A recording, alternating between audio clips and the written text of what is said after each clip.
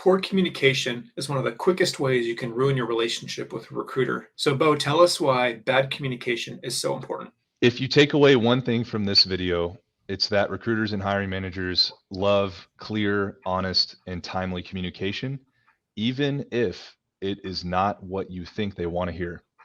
So, some good rules of thumb, especially if you're looking in the hiring process, to get a new job or to switch positions, is to be quick. 24 hours maximum. You receive an email, a request for references, a resume, anything like that, interview times. Don't let the sun go down on your responses. Be quick, be honest, be clear. The second rule of thumb is to be clear about what you're saying. Even if it's a no or an I'm out or I'm looking to stay with my company, just know that recruiters and hiring managers expect to hear no from a lot of their candidates. You're not going to hurt anyone's feelings by saying no, but you will hurt feelings and develop bad reputation if you lie or if you ghost. And that brings to my third point: never, ever ghost on a recruiter or a hiring manager. Not picking up the phone, never responding, or just disappearing are the worst possible things you can do in this process. And the last thing I would say is, if you're genuinely looking, be thoughtful, right? Hiring managers and recruiters are going to ask you lots of questions because they want to get to know why you're looking and what you're looking for. So if you're just making stuff up when you talk to recruiters or hiring managers, that's not helping you. So think through the why and the what of your job search. Being slow and unclear in your communication can be a big problem. In America, we value direct and prompt communication. Another big frustration of recruiters that we've talked about before is attitude. So, why is attitude important to consider, and how can that hurt? I can say this from the recruiter, or the IT recruiter perspective. It's that IT professionals and engineers are incredibly smart, capable, and accomplished, and we know that. We do not need to be made to know that by you, unfortunately. So your attitude, your cockiness, your arrogance, that comes off in every conversation you have with a recruiter or hiring manager, and it is a bad flavor. So some good rules of thumb is that you should adopt the attitude of generosity with recruiters and hiring managers. People don't know how to discuss the fine points of developing routing protocols in C++ for Cisco with you. If they ask you questions that seem elementary or like they don't know what they're talking about, try your best not to make them feel bad, because recruiters, both internal for companies and in agencies, learn from candidate conversations. So adopting the attitude of generosity for the people that you're talking with is really, really a good look for you as a candidate. My second rule of thumb is to ask questions. Hiring managers love thoughtful questions, and conversations are built on two-sided communication. So an interview should feel like a conversation, and one way to make sure that happens is to ask lots of questions. And then I would say the last thing is to demonstrate an eagerness to grow. Believe it or not, the hiring managers that you're talking to are probably more accomplished and possibly even smarter than you. And so you can learn a lot from them. And if you show that to them in an interview, or to a recruiter that you're genuinely eager to grow, that's really going to make you look good. It's important not to be proud and arrogant, but to be humble and ready to work hard and work well with people relationally. Hey friends, in this video, we're talking about some of the biggest frustrations that recruiters face when they try and help people land jobs. These tips are going to help you in your job search, and stay tuned to the very end because there's going to be some new cool resources coming from Bo's company. They're going to help your resume and job search. You're not going to want to miss out. Hey friends, welcome to Chine Coaching. I'm Rob, and at Chine Coaching, we're all about helping people be successful in their cross-cultural journeys, especially when it comes to job search. We've got my friend Bo, who's a tech recruiter with a lot of great experience, who's sharing from his experience what it's like to work with recruiters in bad ways and in really positive, helpful ways. Bo, go ahead and introduce yourself. Hey, Bo Scott here from Blue Signal Search, IT recruiter.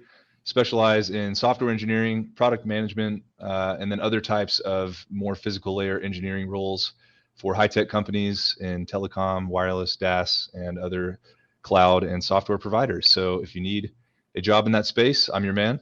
I have been recruiting for well over a year now, but prior to that, spent a lot of time in South Asia, and so specifically India. And so mujhe bhi thodi thodi Hindi aati hai. And I'm looking to help as much as I can because I love helping people find jobs and I love helping companies find good candidates. It was fun for Bo and I to have our paths cross on the other side of the world and then continue to stay connected here in America as well. But we're going to continue now. Speaking of connections, let's talk about LinkedIn. There's a lot of bad things people do on LinkedIn. And Bo, what can they do to improve and help you as a recruiter on LinkedIn? The truth of this job market, friends, is that lots of layoffs are happening all across big tech, and you never know when or if it's going to affect you.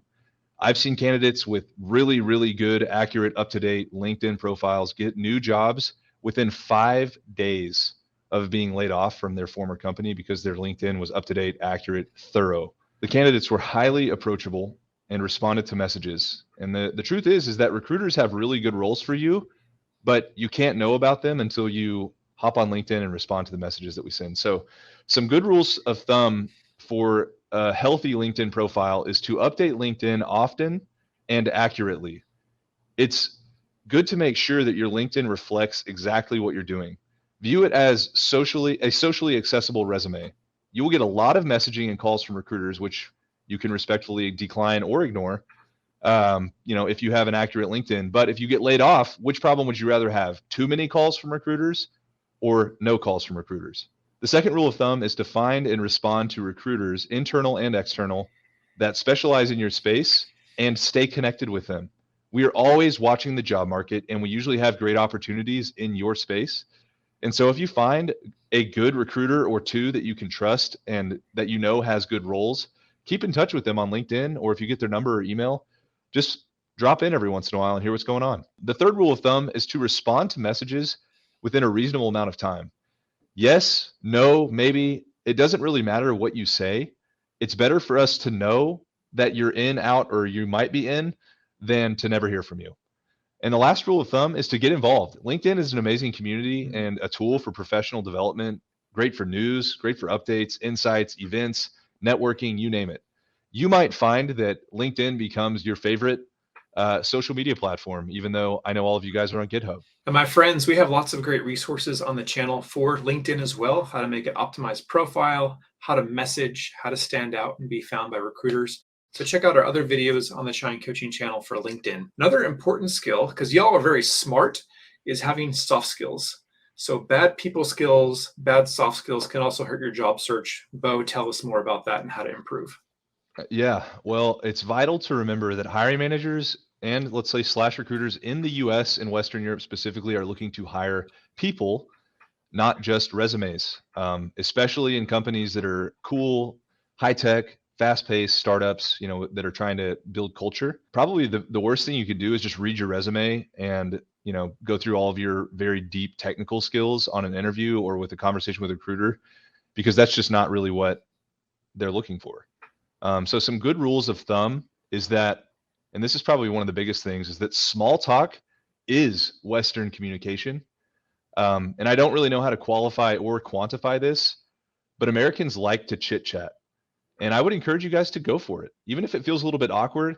If somebody asks you how the weather is in San Jose, saying good isn't really answering their question. They're looking to start a conversation with you. So saying something like, it's as if God himself has blessed this city with perfect weather, or, it's not as quite as nice as Chicago in January. It's a joke, right? Small talk is the essence of conversations with recruiters and hiring managers. So definitely embrace that.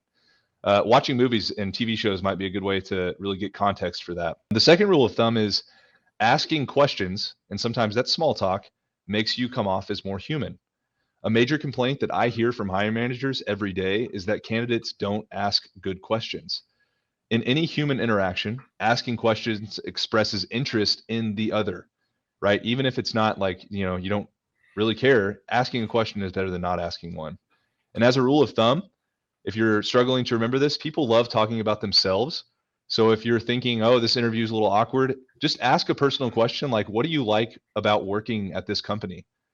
That'll get them talking, and people love talking about themselves. So it'll give you more conversation. And the last rule of thumb is to be clear and concise in interviews. Knowing how to communicate what you have done is vital, right? Not what you want to do, not what your team did, but what you have done. That is critical to, killing an interview. Definitely. One thing that I like to say is your technical skills might get you a job interview, but it's your soft skills that get you the job. So make sure you're both equally Absolutely. developing soft skills and your technical skills together. My friend, if you're learning a ton from this video like I am with Bo, give a big like and thumbs up to say thanks to Bo for sharing his experience being a recruiter. And our chai question for you guys, it's the chai and coaching audience, is what frustrates you the most about the recruitment process? What challenges do you face? What obstacles? What frustrations? What questions do you have about the recruitment process here in America? I know it's different from many other countries around the world. So tell us in the comments what frustrations you have faced and how we can maybe improve those things as well. Another important part of your job search is the strategy. I've noticed a lot of people have bad strategies. So, how can people have a better strategy, especially working with recruiters? It's really easy if you're at the beginning of your career to idolize working for like a FANG company or a Microsoft or, like a very, very large, well-known company like Cisco or, Juniper or these other really big Bay Area companies. And my encouragement to you is that if recruiters are reaching out to you, they're probably not going to be talking to you about those companies, but they are representing fantastic companies. So I would encourage you guys to have an open mind and know that a recruiter knows the hiring manager very directly and they can help you at least see opportunities that you might be a better fit for, um, and get a job that's a little bit less or a little bit more attainable, let's say. Yeah, I would definitely encourage every candidate as a rule of thumb in terms of strategy is to view every position that you take or want to take as at least an 18-month job, um, because it's impossible to know in a week or a month if the job's not going to work out. You need to give it time. And a lot of times you'll find that if it's more money that you want or a higher title or more responsibility, just by staying in your seat and working hard and having a good attitude, you'll get what you're looking for. Another great rule of thumb in terms of strategy is and I've said this before, but if you're looking for something new, make sure you have a story, right? If you're looking to leave a current company, make sure you can communicate accurately and truthfully why, whether it's money or you don't have a good manager or you feel like you can't grow anymore or you think that there's some insecurity, whatever the reason is, recruiters need to know that information because hiring managers ask, and the hiring manager is probably going to ask you directly.